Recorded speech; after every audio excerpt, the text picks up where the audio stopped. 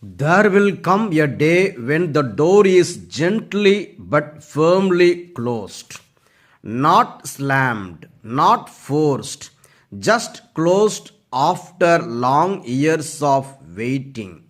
Outside the door stand many voices. They sound familiar. They speak the language of faith. They call him Lord, Lord. They remind him of prayers said, churches attended, services rendered. But from inside, the voice they long to hear answers with words that cut deeper than silence. I never knew you. Depart from me, you workers of lawlessness. Matthew 7:23. These words were not spoken to unbelievers who never knew God. They were spoken to churchgoers, to those who knew his name but not his heart. They were holy on Sundays, lifting hands in worship, yet from Monday to Saturday they lived as if God did not see. These people honors me with their lips, but their heart is far from me. Matthew 15:8. They served in ministries, spoke about righteousness, corrected others loudly, yet in secret they embraced sin, trusting endlessly in mercy without repentance.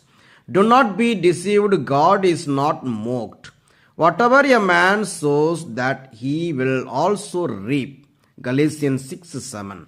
Some judged quickly, mocked the fallen, and felt secure in their own goodness.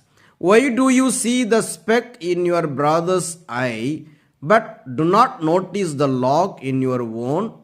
Matthew 7:3. Others prayed often, sat faithfully in church pews, but chose comfort over obedience.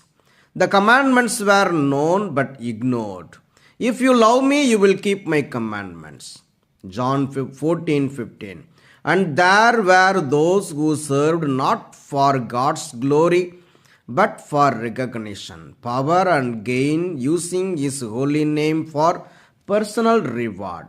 Amen. I say to you, they have received their reward. Matthew 6:2.